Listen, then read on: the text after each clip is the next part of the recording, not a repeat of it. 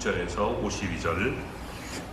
자, 우리 같이 읽겠습니다. 그들이 여리고에 이르렀더니 예수께서 제자들과 허다한 무리와 함께 여리고에서 나가실 때에 디메도의 아들인 맹인 거지 바디메오가 길가에 앉았다가 나사렛 예수시란 말을 듣고 소리질러 이르되 다윗의 자손 예수여 나를 불쌍히 여기소서 하거늘 많은 사람이 꾸짖어 잠잠하라 하되 그가 더욱 크게 소리질러 이르되 다윗의 자손이여 나를 불쌍히 여기소서 하는지라. 예수께서 머물러 서서 그를 부르라 하시니 그들이 그 맹인을 부르며 이르되 안심하고 일어나라 그가 너를 부르신다 하매 맹인이 겉옷을 내버리고 뛰어 일어나 예수께 나아오거늘 예수께서 말씀하여 이르시되 내게 무엇을 하여 주기를 원하느냐. 맹인이 이르되 선생님이여 보기를 원하나이다. 예수께서 이르시되 가라 내 믿음이 너를 구원하였느니라 하시니 그가 곧 보게 되어 예수를 길에서 따르니라. 아멘. 할렐루야, 할렐루야, 할렐루야. 예, 우리 권사님이 안 하셔서 제가 이렇게 자꾸 합니다. 크게 이렇게 하지 마시고 들리게. 하나님의 은혜와 복이 오늘도 주님 앞에 나온 우리 사랑하는 성도 여러분 삶 속에 가정 속에 늘 함께 하시기를 주님의 이름으로 축원합니다. 우리 지난주에 나눴던 말씀을 보면 너희 중에 누구든지 으뜸이 되고자 하는 자는 모든 사람의 종이 되어야 하리라. 또 인자가 온 것은 섬김을 받으려 함이 아니라 도리어 섬기려 하고 자기 목숨을 많은 사람의 대속물로 주려 함이라 라고 말씀했습니다. 야고보와 요한이 예수님 좌우편에 앉기를 바라자 제자들에게 영광의 길을 가르쳐 준 말씀입니다. 오늘 말씀을 우리가 보면 예수님은 맹인 거지 바디메오를 고치고 구원함으로 섬김의 본을 직접 보여주신 것입니다. 섬기고 구원하기 위해 오신 예수님의 모습을 직접 보여준 것이죠. 그래서 본문 마지막에 예수님은 바디메오에게 이렇게 말씀합니다. 가라 내 믿음이 너를 구원하였느니라 라고 했습니다. 예수님은 앞을 보지 못하는 바디메오의 눈을 고쳐줬을 뿐만 아니라 구원했다는 겁니다. 바디메오가 구원받은 것은 믿음으로 말미암아 여러분 구원받은 것입니다. 믿음이 없어도 병 고침을 받을 수 있지만 믿음이 없이는 구원받지 못합니다. 이로써 예수님은 다시 한번 제자들에게 믿음의 중요성을 가르쳐 주셨습니다. 우리에게 믿음이 있어야 예수님이 보시고 기뻐하는 겁니다. 바디메오가 믿음을 예수님께 보여드렸듯이 우리의 믿음을 예수님께 보여드려 주님을 기쁘시게 할 수 있는 우리 성도들이 될 수 있기를 주님의 이름으로 축원합니다. 자, 오늘 여리고에 이르렀을 때 어떤 일이 일어났는지 오늘 이렇게 말씀합니다. 46절입니다. 그들이 여리고에 이르렀더니 예수께서 제자들과 허다한 무리와 함께 여리고에서 나가실 때에 디메도의 아들인 맹인 거지 바디메오가 길가에 앉았다가. 아멘. 예수님의 모습을 보면 정말 바쁘죠. 주의 사명을 이루려면 이 땅에서 안식할 틈이 없음을 우리에게 또 보여주고 있는 겁니다. 예수님이 여리고에 이르자 제자들과 허다한 무리가 예수님을 따랐다라고 말하고 있습니다. 유월절을 맞아서 많은 사람들이 예루살렘을 향해 올라가고 있었기 때문입니다. 지난 3년간의 사역으로 예수님의 소문은 이미 널리 퍼져 있었습니다. 이제 예수님이 여리고에서 나가실 때였습니다. 디메도의 아들 바디메오를 만났다라고 말씀합니다. 예수님 당시에는 아람어를 썼습니다. 히브리어를 쓴 게 아니라 아람어를 대부분 썼단 말이에요. 왜? 지배하고 있는 나라니까. 자, 이 바는 아들, 이 아들이라는 이런 말입니다. 바가 뭐라고요? 아들. 이게 아람어로 아들이라는 말이에요. 그러니까 바요나, 무슨 말일까요? 그렇죠, 요나의 아들. 요나는 비둘기죠. 비둘기, 이렇게 요나의 아들, 이런 뜻입니다. 바돌로메, 돌로메의 아들, 이런 겁니다. 돌로메는 이렇게 우리가 밭고랑 이런 뜻입니다. 또 바디메오, 디메도의 아들, 이런 뜻입니다. 그러니까 바가 붙으면 바예수, 예수의 아들, 뭐 이렇게 여러분 되는 겁니다. 그래서 이 디메도의 아들이라는 말이에요. 디메오는 사실 더러운 이런 거예요. 아주 부정한 이런 뜻을, 굉장히 안 좋은 말을 갖고 있죠. 자, 예수님은 많은 병자와 많은 장애자들을 고쳐주었습니다. 고침받은 사람들 중에 바디메오가 유일하게 밝혀지고 있다는 겁니다. 왜 그럴까요? 바디메오는 후에 성도들 사이에서 잘 알려진 인물이 되었기 때문일 겁니다. 여하튼 본문에 기록된 지금 이 바와 같이 바디메오는 맹인이었다라고 말합니다. 그는 태어나면서부터 앞을 보지 못할 수도 있고 자라면서 병을 앓아서 또는 사고를 당해서 실명할 수도 있을 것입니다. 요한복음 9장을 보면 예루살렘에 날 때부터 맹인된 사람이 있었습니다. 그 맹인을 보며 이 사람이 맹인으로 난 것이 누구의 죄로 인함입니까? 자기니까? 그의 부모니까? 라고 물었습니다. 제자들은 이 질문을 통해서 알 수 있듯이 그 당시 사람들은 맹인이 된 것, 어떤 병을 가지고 태어난 것은 죄 때문이다 라고 본 것입니다. 다시 말해서 사람이 맹인으로 태어난 것은 죄로 인해서 하나님의 심판을 받은 것이다 라고 여겼습니다. 그렇기 때문에 맹인들은 사회로부터 배척을 받을 수밖에 없었던 것입니다. 자연히 그는 국어를 통해서만 연명할 수 있었던 것입니다. 그래서 바디메오를 맹인 거지라고 부르고 있음을 보여줍니다. 맹인 거지 바디메오는 지나가는 사람들에게 구걸하려고 길가에 앉아 있었습니다. 유월절을 맞이해서 많은 사람들이 예루살렘으로 올라가고 있었습니다. 그때 맹인 거지 바디메오는 길가에 앉아서 지나가는 사람들에게 한 푼 주십시오 하면서 동정을 구했습니다. 우리식으로는 이렇게 한 푼 줍시오 하지만 유대식으로 사실 그렇지가 않아요. 유대식은 어떻게 하느냐, 이게 깡통에다가 몇 개 돈을 넣고 지나가는 사람이 있으면 딱 흔들어요. 요즘은 그런데 옛날에 깡통이 있었을까 또 생각하면 또 그것도 아니겠죠. 어쨌든 여러분 이렇게 지금 그런 모습을 보입니다. 그때 예수님은 바디메오를 외면하지 않았습니다. 바디메오가 소리를 지르자 예수님은 머물러 서서 그를 불러서 고치고 구원했습니다. 예수님은 우리의 친구가 되어 주셔서 기꺼이 죄인들을 섬겨주시는 모습을 보여주고 있는 겁니다. 우리의 이 구원을 외치는 이 소리를 주님은 외면하지 않는다는 겁니다. 동정을 구하는 우리들, 긍휼을 구하는 우리들에게 우리를 돌봐주시고 구원하시는 이 모습을 주님은 보여주고 있는 겁니다.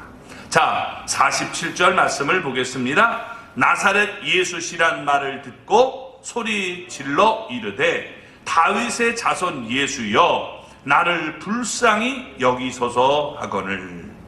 지금 누가복음 18장 36절 말씀과 같이 바디메오는 무리가 지나가는 소리를 들었습니다. 이 곁에 있던 사람들과 자기 앞에 지나가는 사람들에게 무슨 일이냐라고 묻자 누가복음에는 이렇게 얘기합니다. 누가복음 18장 37절에 그들이 나사렛 예수께서 지나가신다 하니, 분명히 바디메오는 예수님의 소문을 듣고 있었을 것입니다. 예수님은 수많은 병자와 수많은 장애자들을 고쳐줬습니다. 마가복음 8장을 보면 예수님은 벳세다의 맹인을 고쳤죠. 또 요한복음 9장에서 예수님은 예루살렘의 맹인도 고쳤습니다.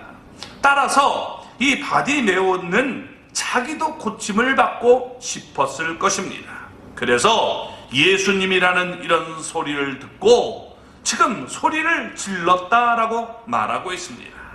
많은 무리들이 있으니까 작은 소리로 얘기하면 예수님이 들을 수 없다라고 여겨서 그는 있는 힘을 다해 큰 소리를 질렀던 것입니다. 그는 예수님을 다윗의 자손이라고 불렀습니다. 사무엘하 7장 12절 13절 말씀과 같이 본시 다윗의 자손은 메시아 곧 그리스도를 가르치는 칭호였습니다. 하나님은 다윗의 자손을 세워 그의 나라와 그의 왕위를 영원히 견고하게 하리라고 말씀했습니다. 여기서 말씀한 다윗의 자손은 결코 솔로몬이 될 수가 없습니다. 솔로몬의 나라와 왕위는 영원히 견고할 수 없었기 때문입니다. 따라서 이때 하나님이 말씀한 이 다윗의 자손은 메시아 그리스도를 가리키는 것입니다. 다윗의 자손은 메시아에 대한 칭호입니다. 예수님 당시의 사람들은 이 사실을 너무도 잘 알고 있었습니다. 예수님이 나귀를 타고 예루살렘에 들어가실 때 마태복음 21장 9절을 보면 따르는 무리가 뭐라고 말합니까? 호산나 다윗의 자손이여 찬송하리로다 라고 말씀합니다. 또 이 당시 사람들은 이렇게 메시아를 다윗의 자손으로 잘 알고 있었습니다. 마태복음 21장 15절을 보면 어린아이들도 호산나 다윗의 자손이요 라고 소리를 치는 모습을 보여줍니다. 이런 어른들이 아이들에게 메시아가 다윗의 자손임을 가르쳤음을 말씀해주고 있는 겁니다. 또 마태복음 22장 41절에서 42절을 보면 바리새인들도 그리스도는 다윗의 자손임을 밝히고 있다는 겁니다. 그러니까 바리새인들도 여러분 그리스도는 다윗의 자손이라 하는 걸 알았습니다. 이와 같이 당시의 사람들은 모두 다윗의 자손이 메시아 곧 그리스도를 가리키는 칭호임을 잘 알고 있었습니다. 그러니까 바디메오는 이때 예수님을 다윗의 자손으로 부르므로 자기는 예수님이 그리스도임을 믿는다라는 사실을 고백한 것입니다. 눈이 성한 사람들은 예수님을 보고 나사렛 예수라고 불렀습니다. 예수라는 이름이 그 당시에 굉장히 많았는데 이 나사렛 지방에 사는 예수라는 것이 나사렛 예수라는 겁니다. 자, 그들은 예수님을 제대로 보지 못했습니다. 그러나 눈먼 바디메오는 예수님을 다윗의 자손이라고 부른 것입니다. 그는 예수님을 바로 봤습니다. 이것이 믿음입니다. 믿음은 다른 게 아니에요. 예수님을 바로 보는 것입니다. 바디메오는 예수님을 다윗의 자손이라고 부른 뒤에 나를 불쌍히 여기소서라고 외쳤습니다. 예수님에게 긍휼을 구했다는 말씀입니다. 그가 보여준 믿음의 태도입니다. 우리는 하나님 앞에 나와 나를 불쌍히 여겨달라, 긍휼히 여겨달라는 이런 태도를 가지고 나와야 되는 겁니다. 누가복음 18장을 보면 기도하러 성전에 올라간 바리새인은 하나님의 긍휼을 구하지 않았습니다. 자기는 의롭다고 여겼기 때문입니다. 그러나 세리는 하나님께 자기를 불쌍히 여겨달라라고 말을 합니다. 이것이 누가복음 18장 13절에 나오는 얘기입니다. 자기는 죄인이니까 긍휼히 여겨달라는 것입니다. 이때 의롭다함을 받고 내려간 사람은 바리새인이 아니라 세리라고 말씀했던 것입니다. 바디메오는 예수님이 자기를 불쌍히 여겨주기를 바랐습니다. 이로써 자기가 죄인임을 고백하고 있는 것입니다. 자, 이런 모습 속에 48절 말씀을 보겠습니다. 많은 사람이 꾸짖어 잠잠하라 하되 그가 더 크게 소리 질러 이르되 다윗의 자손이여 나를 불쌍히 여기소서 하는지라. 아멘. 바디메오가 소리를 지르자 많은 사람이 그를 꾸짖으며 그에게 잠잠하라 라고 말했습니다.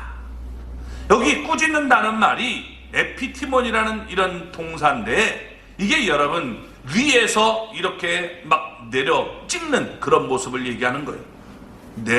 지금 여기 꾸짖다라고 말하고 있는 겁니다. 이거의 미알려형이에요. 그러니까 계속적으로 꾸짖었다는 거예요. 계속적으로. 그만큼 바디메오는 쉬지 않고 소리를 질렀다는 그런 말이 또 되는 겁니다. 그가 계속 소리를 치니까 여러분 어때요? 계속 이게 잠잠해! 조용히 하라니까! 막 이렇게 하면서 꾸짖는 이런 모습을 보여주고 있는 겁니다. 바디메오는 맹인이고 거지였습니다. 그때 사람들은 그를 멸시했습니다.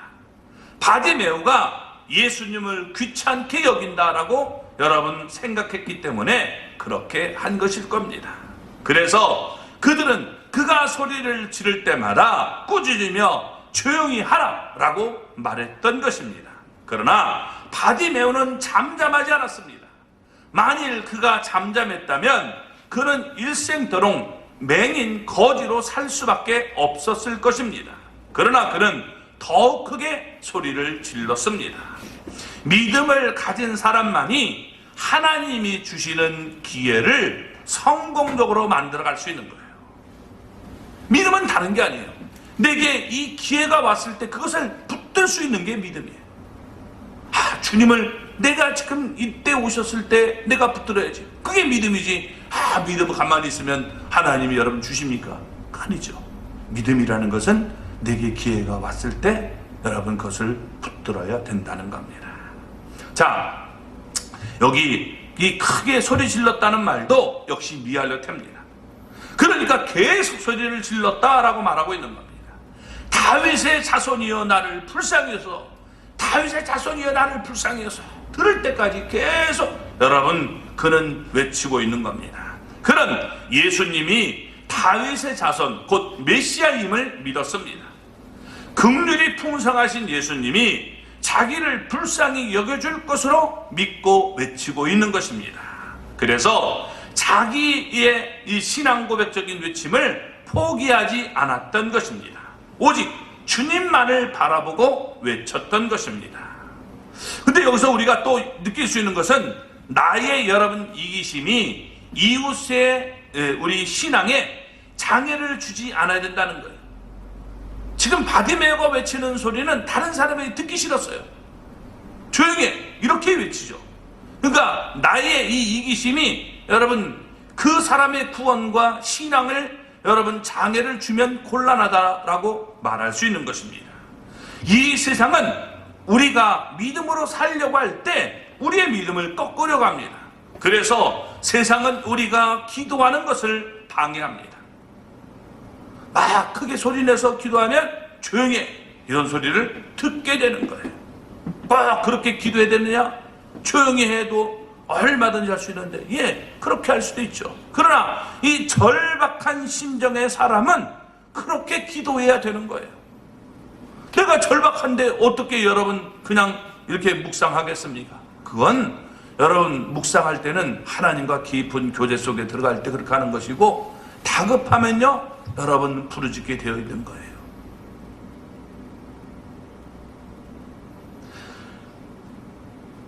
그래서 세상은 우리가 기도하는 것을 방해한다는 겁니다. 마귀는 우리가 예수님에게 나아가는 것을 막으려 하는 겁니다. 그래도 맹인 바디메오가 보여준 것 같이 참 믿음을 가진 사람은 결코 포기하지 않는 것입니다. 시편 15절의 말씀처럼 환난 날에 예수님을 우리가 부를 수 있기를 바랍니다. 그러면 예수님이 건져 주실 것입니다. 시편 81편 10절의 말씀과 같이 우리의 입을 크게 열기 바랍니다. 그러면 예수님이 채워주실 것입니다. 예레미야 33장 3절의 말씀과 같이 예수님께 부르짖으면 예수님이 응답해 주실 것입니다. 이렇게 여러분 신앙에 절박함이 없다면 그 신앙은 잠자는 신앙이다 라고 말할 수 있습니다. 그래서 절박함을 갖는 여러분 그런 믿음을 지금 바디메오는 보여주고 있는 겁니다. 자, 그런데 오늘 여기 이 지금 절박한 그의 외침소리에 예수님이 머물러 서시는 모습을 49절 이하에 보여주고 있습니다. 자, 49절 말씀을 볼까요? 예수께서 머물러 서서 그를 부르라 하시니 그들이 그 맹인을 부르며 이르되 안심하고 일어나라, 그가 너를 부르신다 하매. 바디메오가 외치는 소리를 듣고 예수님은 가던 길에서 머물러 섰습니다. 여기서 머물러 서다는 말이 분사형입니다. 그러니까 예수님은 이 서두르지 않고 충분한 시간을 계속 그곳에서 서 계셨음을 보여주고 있는 겁니다. 이렇게 계속 지금 보고 계시는 거죠. 우리가 마가복음 10장 32절의 말씀과 같이 예수님은 제자들을 데리고 앞장서서 예루살렘으로 올라가는 이 길이었습니다. 그렇지만 이 바디메오의 이 간구를 외면하지 않고 그를 주목하고 보고 계셨던 것입니다. 예수님은 긍휼이 풍성하시기 때문에 상한 갈대를 꺾지 않고 꺼져가는 심지를 끄지 않으시는 분입니다. 예수님은 가까이 있는 사람들에게 그를 부르라 라고 말씀했습니다. 따라서 사람들이 급히 바디메오에게 가까이 다가가서 바디메오를 부르며 이렇게 말을 합니다. 안심하라, 안심하고 일어나라, 그가 너를 부르신다 라고 말씀하고 있는 겁니다. 인생을 살다 보면요, 여러분 우리를 꾸짖는 사람도 있지만 이렇게 여러분 내 곁에서 나를 도와주는 사람도 있어요. 기도의 조력자도 있다는 겁니다. 그래서 인생은 또한 살만 나는 거예요. 나를 꾸짖기만 하는 사람이 있다면 정말 우리가 힘을 잃게 되지만, 이렇게 여러분 나를 도와주고 나에게 위로를 주는 사람이 있지 않습니까? 이게 얼마나 이게 다행인 것입니까? 많은 사람들이 바디메오를 멸시하고 꾸짖었습니다. 그러나 그들은 따뜻한 말로 그를 격려했습니다. 우리도 남을 무시하지 말고 늘 위로하는 말로 세워줄 수 있는 사람이 되시기 바랍니다. 이게 하나님의 사람들의 멋있는 삶이 되는 겁니다. 자, 50절 말씀을 볼까요?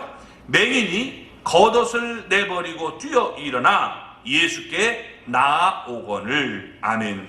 예수님이 부를 때 바디메오의 행동은 겉옷을 내버렸다라고 말합니다. 여러분 맹인의 겉옷은 특수한 겁니다. 낮에는 의복으로, 밤에는 침구로 사용되는 겉옷입니다. 또 무릎이나 우리가 길바닥에 펴놓고 이게 동냥하는데 필요한 것이 이게 겉옷입니다. 그러니까 이게 얼마나 여러분 이 맹인에게 중대한 겁니까? 그렇지만 예수님의 부르심에 응답해서 바디메오는 겉옷을 내버렸습니다. 바디메오는 앉은 자리에서 즉시 일어났습니다. 나는 이거 청산하겠다는 거죠. 조금 더 망설이지 않고 즉각적으로 예수님의 이 부르심에 순종했습니다. 마치 예수님이 베드로와 안데를 부를 때 그들이 곧 그물을 버려두고 예수님을 따른 것과 이 같은 모습을 보여주고 있습니다. 이제 바디메오가 예수님께 나왔습니다. 아마 그를 데리러 간 사람들의 부축을 받으면서 뛰는 듯이 예수님께 나왔을 것입니다. 바디메오는 다윗의 자손인 예수님이 죄인인 자기를 불러줬다는 사실에 너무도 감격했을 것입니다. 그날 예수님 곁에는 허다한 무리가 있었습니다. 저마다 소원하는 바가 있었을 것입니다. 그러나 아무도 예수님의 관심을 끌지 못했지만 예수님에게 자기의 믿음을 적극적으로 보여준 이 바디메오만 예수님을 1대1로 만날 수 있었다는 것입니다. 얼마나 영광되는 것입니까? 51절 말씀 볼까요? 예수께서 말씀하여 이르시되 내가 무엇을 하여 주기를 원하느냐? 맹인이 이르되 선생님이여 보기를 원하나이다. 아멘. 바디메오는 맹인이고 거지였습니다. 사람들은 그를 죄인 취급하며 그를 멸시하며 되도록 멀리했습니다. 그런데 예수님은 그를 가까이 부르시고 내게 무엇을 내어 주기를 원하냐라고 물었습니다. 상점이나 우리가 식당에 가면 종업원들이 여러분 손님을 향해서 공손한 자세로 물어보죠. 예, 뭘 드릴까요? 무엇을 원하십니까? 무엇을 도와드릴까요? 이렇게 얘기합니다. 마찬가지로 다윗의 자손이요 만왕의 왕이신 예수님이 맹인 거지에게 여러분 이 죄인 지금 바디모에게 섬김의 이 자세로 물어봤다는 겁니다. 내게 무엇을 하여 주기를 원하느냐? 여러분 이렇게 얘기하고 있는 겁니다. 성도는 자신을 볼 수 있어야 돼요. 내가 나를 보지 못하면, 나의 문제를 여러분 알지 못하면 그건 올바른 신앙이 될 수가 없는 겁니다. 자기의 문제는 보지 못하는 것이 문제였던 거예요. 그래서 보기를 원한다라고 말했던 것입니다. 예수님은 야고보와 요한에게 똑같은 질문했습니다. 너희에게 무엇을 하여 주기를 원하느냐? 그들은 예수님의 우편과 좌편에 앉기를 구했습니다. 말하자면 그들은 높은 자리에 앉아서 남들의 섬김을 받으려고 했던 것입니다. 그때 예수님은 그들에게 섬김을 가르쳤습니다. 예수님은 자신이 온 것은 섬김을 받으려 함이 아니라 도리어 섬기려 함이라 라고 말씀했습니다. 그러면서 이제 예수님은 바디메오 앞에서 섬김의 태도를 제자들에게 보여주신 것입니다. 다정하게 묻고 말씀을 들을 때 바디메오는 큰 용기를 얻었을 것입니다. 그래서 바디메오는 선생님이여 보기를 원하나이다 라고 말했습니다. 이때 이 바디메오가 예수님을 선생님이라고 불렀는데 요한복음 20장 16절 말씀과 같이 이 히브리어로 이때 사용된 말이 뭐냐면 라보니라는 말입니다. 라보니. 한번 해볼까요? 라보니. 네, 이게 라부 하는 말은 랍비, 이 말은 많은 걸 가진 나의 분이요, 이런 많은 지식을 갖고 있는 그런 분이지만, 라보니 하는 말은 이것은 아람어로 여러분 주님을 부를 때 주로 사용하는 단어가 라보니라는 단어입니다. 라보니. 그래서 여러분 마리아도 라보니, 이렇게 나의 주여, 이렇게 예수님이 부활할 때 불렀던 겁니다. 자, 그러니까 이 바디메오는 이때 예수님을 선생님 하니까 우리가 생각하는 그런 선생님이 아니라 하나님으로 믿는 믿음을 고백하고 있는 것입니다. 바디메오는 예수님이 전능하신 하나님이기 때문에 자기의 눈을 고칠 것을 믿었습니다. 또 바디메오는 예수님이 긍휼이 풍성하신 하나님이기에 자기를 불쌍히 여길 것도 믿었던 것입니다.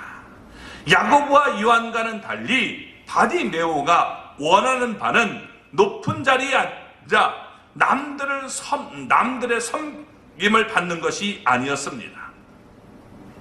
그는 자신이 죄인임을 인정하면서 오직 예수님께 긍휼을 구했습니다. 그리고 믿음으로 자신이 원하는 바를 예수님께 말했던 것입니다. 그러자 예수님께서 여러분 이렇게 52절에 말씀합니다. 예수께서 이르시되 가라, 내 믿음이 너를 구원하였느니라 하시니 그가 곧 보게 되어 예수를 길에서 따르니라. 아멘. 예수님은 바디메오의 믿음에 응답하셨습니다. 가라, 내 믿음이 너를 구원하였느니라 라고 말씀했습니다. 예수님은 바디메오를 불쌍히 여기고 그의 눈을 고쳐줬습니다. 뿐만 아니라 예수님은 바디메오의 믿음을 보고 그를 구원하셨던 것입니다. 10명의 나병 환자들 모두가 깨끗함을 받았지만 그 가운데 단 한 사람만 믿음으로 구원을 받았습니다. 이렇듯 믿음이 없어도 얼마든지 병고침을 받을 수 있습니다. 그러나 믿음이 없이는 결코 구원받을 수가 없는 것입니다. 이제 예수님이 바디메오의 눈을 고치고 그를 구원한 증거가 나옵니다. 먼저 바디메오는 곧 보게 되었습니다. 예수님은 창조주 하나님이기 때문에 바디메오의 눈을 창조해서 즉시 모든 것을 보게 만들어 주신 것입니다. 아울러 바디메오는 예수님을 길에서 따랐습니다. 본시 그는 길가에 앉아서 구걸하던 자였습니다. 그러나 그는 다시 그 자리로 돌아가지 않았습니다. 그때부터 예수님을 길에서 따랐다라고 말하고 있습니다. 이것이 구원받은 자의 증거가 되는 것입니다. 그는 예수님을 따라서 예루살렘으로 올라갔을 것입니다. 그 뒤 어쩌면 그는 예루살렘의 다락방에 모인 120명의 성도들 가운데 한 사람이었을 수도 있습니다. 아무튼 그의 이름이 성경에 이렇게 기록된 것은 그만큼 그가 초대교회 성도들 사이에 잘 알려진 인물이 되었다는 뜻입니다. 우리도 전에는 영적으로 눈먼 자들이었습니다. 그런데 어느 날 예수님이 우리 곁을 지나갔습니다. 그때 성령의 감동으로 여러분 예수님이라는 소식을, 구원자라는 소식을 듣고 우리도 소리를 질렀습니다. 다윗의 자손 예수여, 나를 불쌍히 여기소서. 예수님은 우리의 소리를 외면하지 않고 불쌍히 여기시고 머물러 서셨습니다. 예수님은 우리를 부르고 우리의 믿음을 보고 우리를 구원했습니다. 그 결과 오늘 우리는 이 자리에 나와서 예수님께, 여러분 하나님께 예배를 드리고 있는 것입니다. 오늘도 예수님은 우리를 부르고 계십니다. 주저앉아 있지 말고 겉옷을 내버리고 뛰어 일어나서 예수님께 우리가 달려가는 신앙이 되시기 바랍니다. 신앙에 눈을 뜬 후에 자세가 정말 중요한 것입니다. 여러분 여기 지금 얘기하고 있는 것이 뭡니까? 자세가 중요한 거예요. 그래서 그가 곧 보게 되어 예수를 길에서 따르니라 라고 말하고 있는 겁니다. 내가 보게 된 후에, 이제 보게 된 후에 예수님을 따르는 것이 중요한 거예요. 예수님을 따르지 않는 그런 거라면, 우리가 눈을 뜬 후에 여러분 예수님을 따르지 않는다면 그것은 올바른 신앙이 될 수가 없죠. 날마다 우리는 예수님을 바라보며 예수님을 본받으며 영원한 천국까지 예수님만 따라가는 우리 모두가 되기를 주님의 이름으로 축원합니다. 참